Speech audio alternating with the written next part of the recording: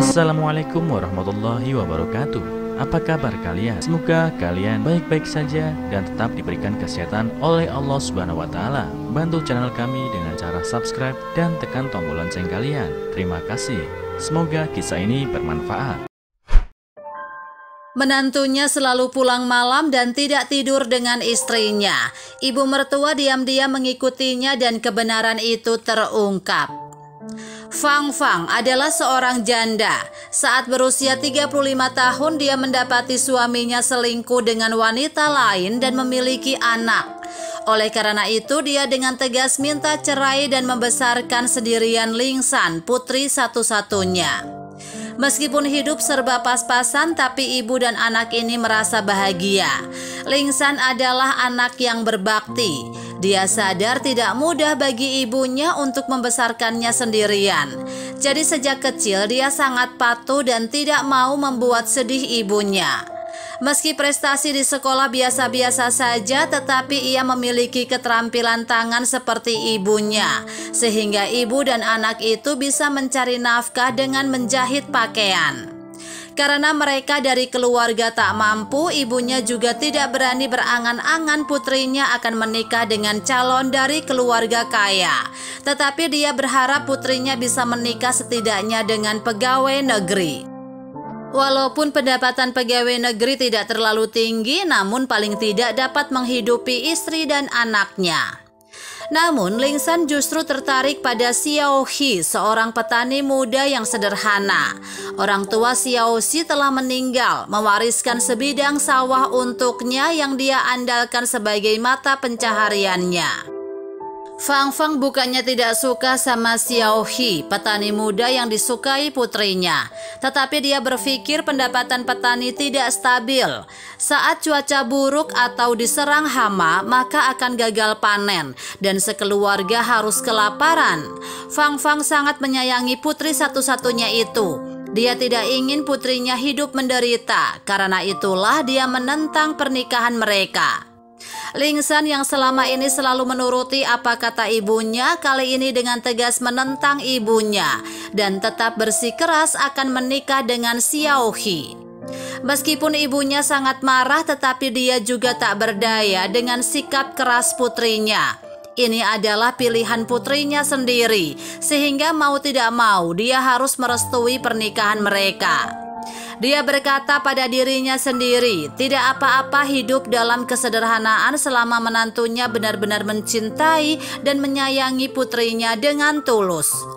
Setelah Xiao He dan Lingsan menikah, Xiao He membawa serta ibu mertuanya tinggal bersama mereka. Seperti biasa, Xiao He bekerja di sawah setiap hari. Meski hidup sederhana, namun keluarga dengan 3 orang ini sangat bahagia.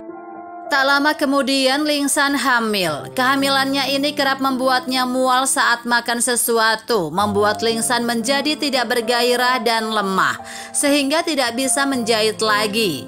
Di sisi lain ibunya kini semakin tua, kecepatan kerjanya tidak selincah dulu lagi, sehingga sebagian besar beban keluarga itu dipikul sendiri oleh Xiao He.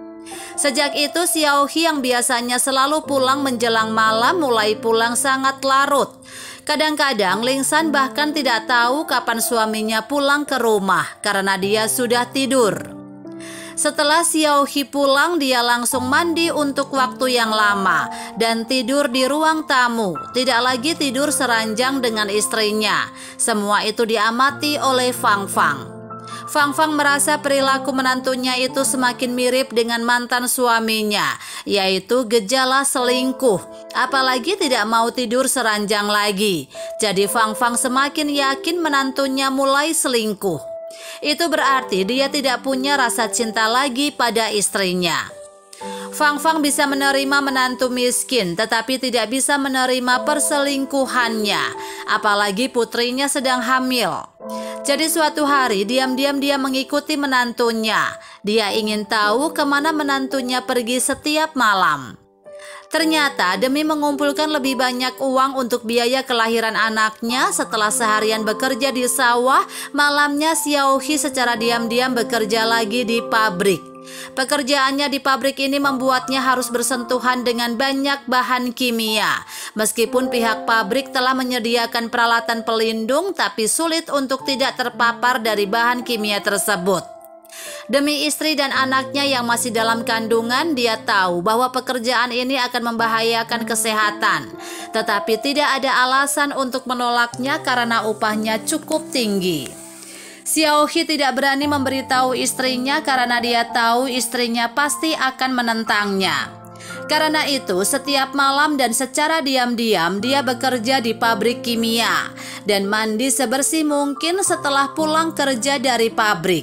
Dan dia tidak berani tidur di sebelah istrinya, khawatir bahan kimia akan membahayakan istri dan bayinya. Fang Fang seketika sadar telah berprasangka buruk pada menantunya itu, kemudian meminta maaf kepadanya. Setelah berdiskusi, mereka tetap tidak setuju Xiaohi melakukan pekerjaan yang penuh resiko itu. Mereka merasa bahwa tidak harus kaya baru bisa membesarkan anak. Setelah kejadian ini, Xiaohi akan membicarakannya dengan keluarganya terlebih dahulu agar tidak menimbulkan kesalahpahaman. Fang Fang juga sangat senang dengan menantu laki-lakinya ini, tidak lagi curiga dan berprasangka buruk. Akhirnya Xiaohi kembali bekerja seperti biasa, menggarap sawahnya. Saat senggang dia bekerja sampingan di sebuah restoran sebagai pencuci piring dan bisa membawa pulang sisa makanan dari restoran saat pulang kerja, sehingga bisa menghemat biaya hidup keluarga sehari-hari. Terkadang sesuatu yang tampak di permukaan itu tidak seperti yang kita bayangkan, jadi jangan buru-buru menarik kesimpulan semu.